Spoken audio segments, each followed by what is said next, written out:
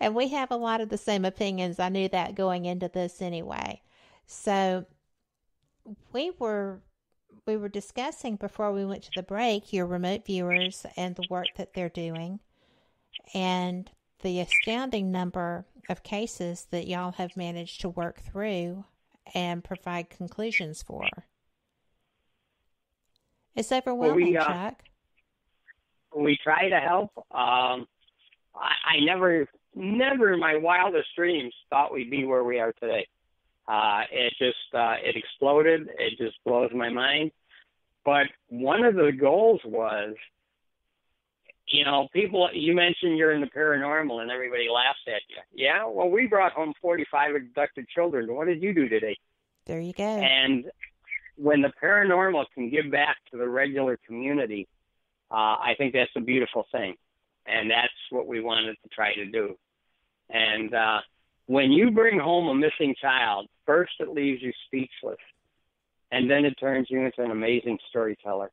It's just, there's no greater feeling on earth than to help a child. And that's why the entire team is here. We've worked a lot of cases that are human trafficking cases. Human trafficking is just exploding, and we try to help where we can. It is. It really is.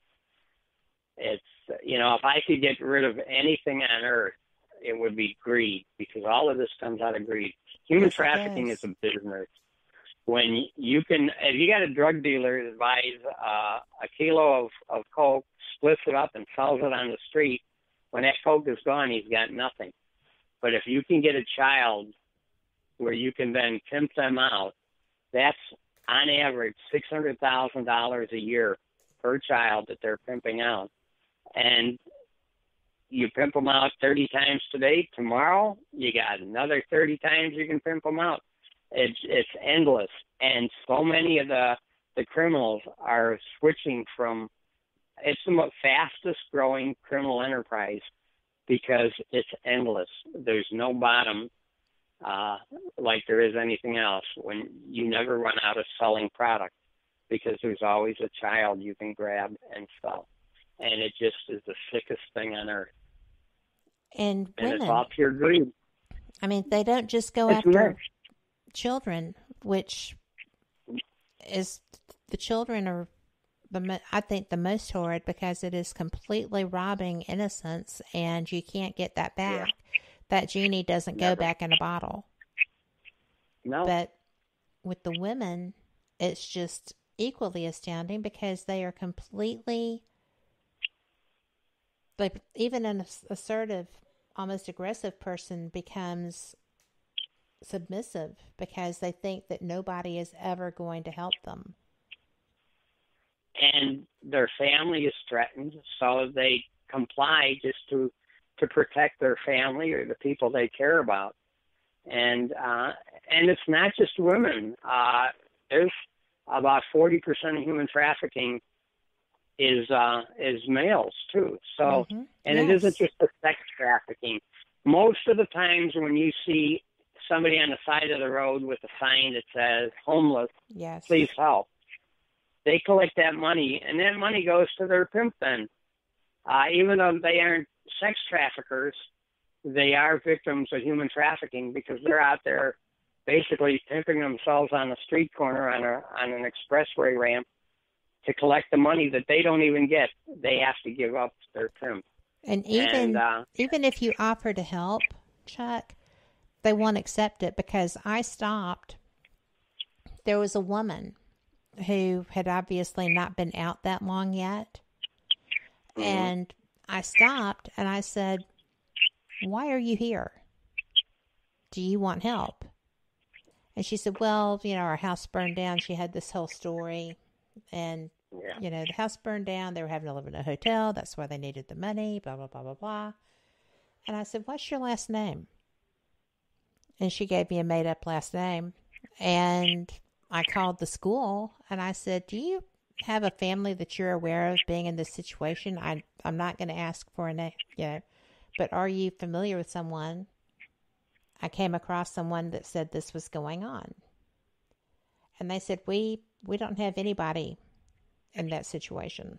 And it wasn't that big a school. They would have known. So I saw her again at the same intersection a couple of days later. And I stopped again and I said, I'm going to tell you that I can help you. I have friends that have this, that provide the services you need to get home to do what you need to do. And she wouldn't leave. It was the most tragic thing I've ever. I'm sure we were being watched, Yeah. But, I mean, I would have put her in my car right then. And she wouldn't do it. Yeah. She was too scared. It's really a horrific situation, and it's exploding. It's growing like crazy, and it's just so horrible. And anybody can be a victim, like you said, even adult women. And it just is, it's so horrible. And it's very hard to fight. We've had a lot of missing person cases where we tracked. Now, we had one case. We were tracking a team of human traffickers across the Midwest, Iowa and Nebraska, and they were based out of Texas. And we got one of the team members got the vision of a shipping container down in Texas City in the port of Houston. And I got a hold of authorities. Well, that had to go through all these chains.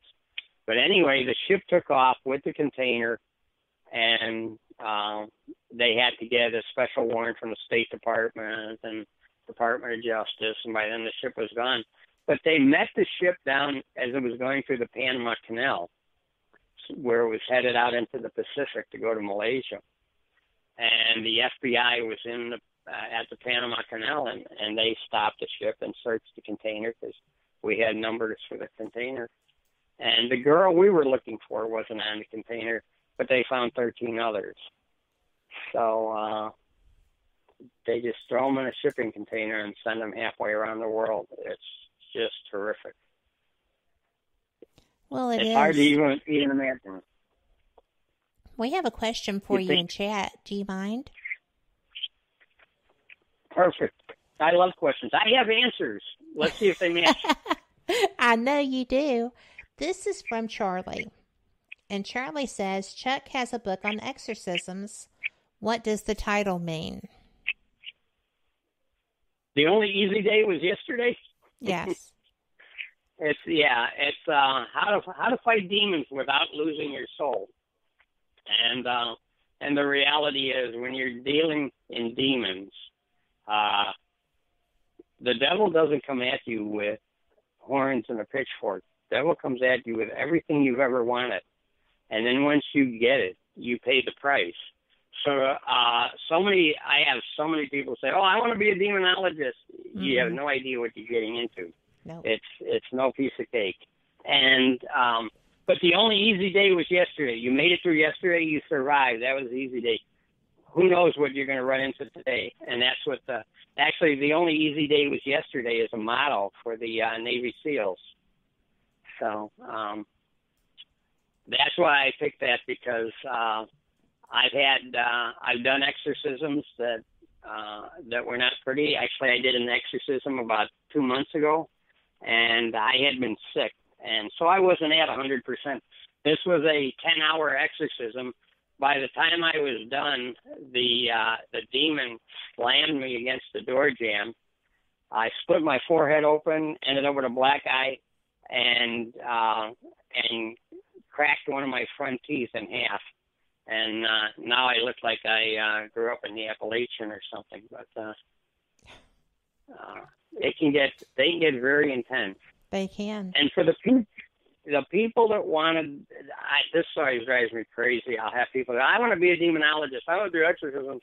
And I ask them about, their belief system. And they go, I don't believe in God. If you don't believe in God, you don't believe in the devil. Yes. You can't believe in light and not believe in darkness. You can't believe in hot and not believe in cold. So if you don't have a belief system that includes a greater power, you don't have anything to worry about with demons, because you don't believe. Right. It's just that simple. And they're not going to fool with you. unless No. unless you become a game for them. Yeah. So. They have to know they can get to you, and if you don't believe in anything, well, they can't get to you. Well, you may not believe in them, but they believe in you. They sure do, and they will come at you with everything they have, and it's not fun. As I said, the only easy day was yesterday. We made it through that. I'm glad you shared that. And Charlie, thank you for that question, because I did not know that answer. So I appreciate that. And when you... I'm sorry. For anybody who's interested in one of my books, if you go to projectpsi.com, all my books are there. Even my healthcare books are on projectpsi.com, including the newest one on Project Psi, the real story behind Project Psi. I'm excited about that book.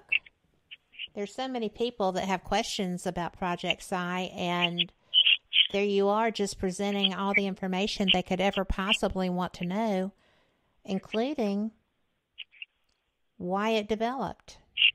And we have another question for you, but we've only got about 3 minutes. I'm going to shoot it at you, and if we have to take it up after the news break, we'll do that. But Frank wants to know, how has Dr. Chuck's research in neuroscience affected his views on the afterlife and spirituality? It gets back to your belief system. A lot of scientists don't believe in God, so they don't believe in the afterlife. I was at an event at a university teaching hospital in Dallas, and I brought it up. This was in the neurology department at this hospital, and I said, I use this equipment for ghost hunting, and they said, oh, there's no such thing as ghosts. And I said, the reality is, if I can prove the existence of the afterlife, if I can prove the existence of ghosts, I'm one step closer to proving the existence of God. And that's really what scares you guys. And yes, it is. And the people that believed in God there, they said, boy, you hit the nail on the head. And that's what it's about. That's interesting. I find that interesting, because you wouldn't think that would be something that they would even concede. Well, a lot of scientists they don't believe it. Einstein believed in God, but there's a lot that don't. And sadly, I know a lot of neurosurgeons that believe they are God, but that's a whole other story. That's just about any surgeon, really. They have to make that initial incision. I used to work with a cardiologist that literally answered his phone, God speaking. Get out of town. This guy was so arrogant. Nope. He would answer his phone, God speaking. Oh. He was such a jerk. And we have another question in chat from Charlie. I'm going to save this one until after we come back, because we've only got about 45 seconds. So, Charlie, be patient with us. But, I'm so excited that you're here, and we're going to have so much fun with our second hour. Can you believe an hour's gone by? No, this was one of the quickest hours I've ever done on radio. I know, right? It's just because it's a good conversation. But it is. It's fun. But for those listening, we'll be back. Maybe there'll be a little good news in this today. You never know. That's what I'm hoping for. But we will catch y'all on the flip side. Good time to fill up those coffee and tea mugs and wine glasses if you're up there in the frozen north. And we will see you in 5. Support for NPR and the following message come from Amazon Prime Video with Lorena, the new docuseries that shares Lorena Bobbitt's side of the story and investigates the headlines and press coverage 25 years later. Lorena, streaming February 15th on Amazon Prime Video. Live from NPR News in Washington, I'm Jack Speer. The head of the Federal Emergency Management Agency, or FEMA, announced his resignation today. As NPR's Miles Parks reports, Brock Long led the agency for about a year and a half, a period when a number of major storms ravaged the U.S. Long led the federal response to Hurricanes Harvey in Texas, Maria in Puerto Rico, and Florence in the Carolinas. FEMA's response to Maria under Long's watch was particularly criticized. The storm led to nearly 3,000 deaths, and local officials in Puerto Rico